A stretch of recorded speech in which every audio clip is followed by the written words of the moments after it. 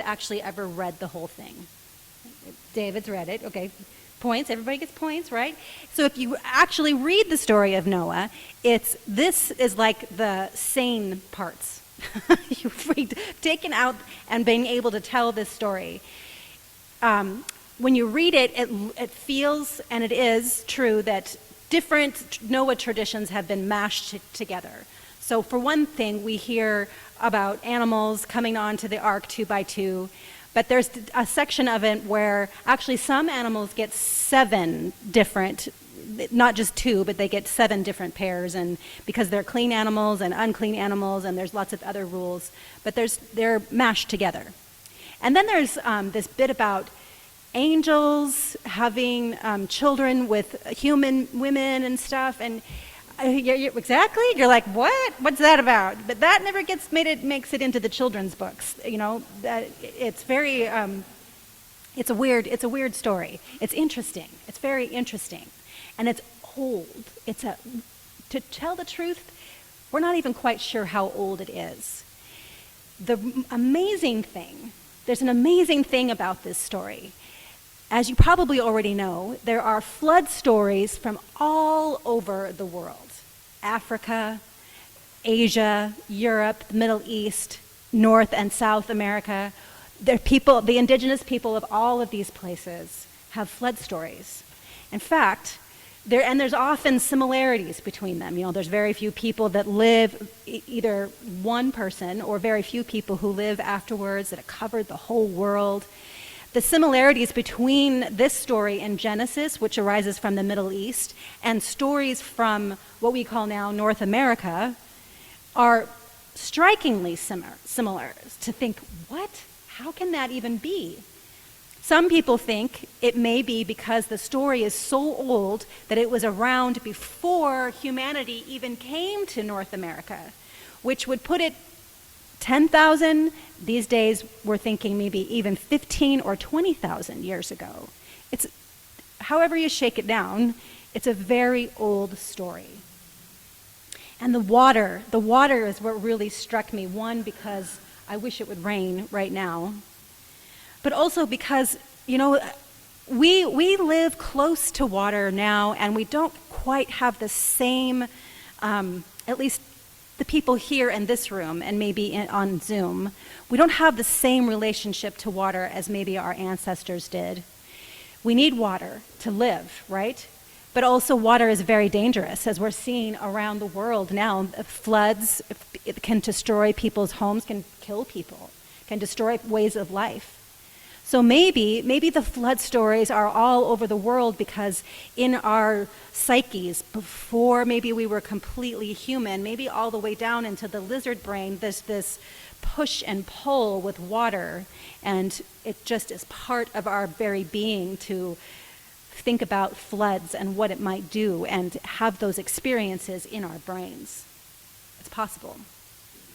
There's actually no archaeological evidence that I know of to support a worldwide flood. Those shells that you find on the tops of mountains or in the deserts, there were seas there at one point, or glaciers receding that brought the minerals, the shells and things with them and deposited them other places. But there's no actual hard evidence of a worldwide flood, except for these kinds of stories, these stories that are left in the human psyche that travel down for thousands and thousands of years to us today.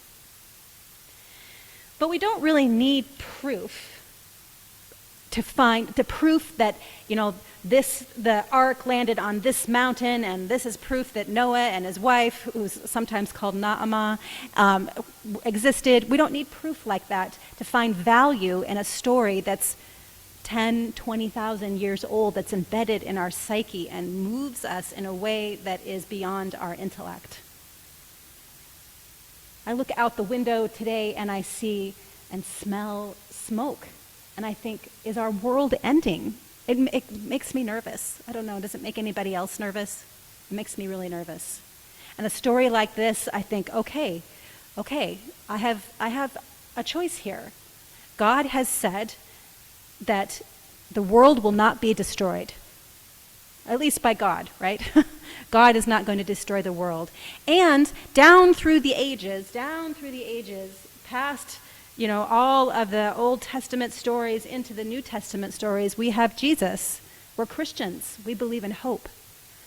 So the question becomes then, what is the hope? If I feel in my guts like the world is ending, but this story tells me that God is not going to be the one, if you anthropomorphize God in that way, to destroy the world. So where is the hope? Where are our prophets that will help us turn the tide? And I think if we listen, they're there. And there are people telling us that there are things that we can do to help tame what is happening in our world. And we all know what those things are. We could probably spend a lot of time naming them.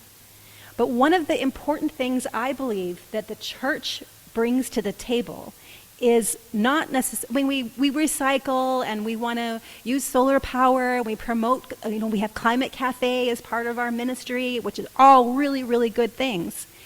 But also, we have this message of hope that humanity can do things and be things in the world that promote change and transformation. And we have our leader of the church, Jesus, who showed us the way, how to do that.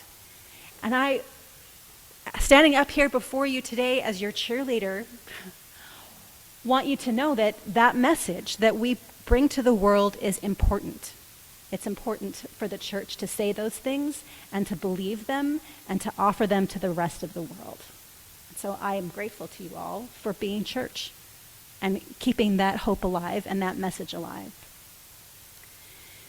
To finish today, we're going to have a short sermon today. Whew, she's not going to talk all day. We have a lovely thing happening in our congregation today. We get to support and recognize and lift up our own David, who is a retired pastor. And in the United Church of Christ, ministers have to have a call, have to have a formal call in order to keep their standing, meaning so that they can perform baptisms and perform, all the sacraments, all 2 of them. But anyway, to do that in good standing with the conference, we have to have a call. And the retired ministers in our conference do that by making a 3-way covenant with a local church and the conference and themselves. And we get to lift up and affirm and celebrate David's ministry with us and in other places. So we get to do that today. So before we do that in a formal way, I would like to take just a few minutes for you to gather into some small groups. And I want you to talk with each other about where you find hope. What in this story, maybe in the story of Noah, or where in your lives are you finding hope and uplifting things in your life? And we're just going to take a few minutes. And you can talk about David because he is uplifting and hopeful. And I think that's a sign of something that we can do that's good. So just get yourself into little small groups, and I want you to look each other in the eye and affirm places where you find hope.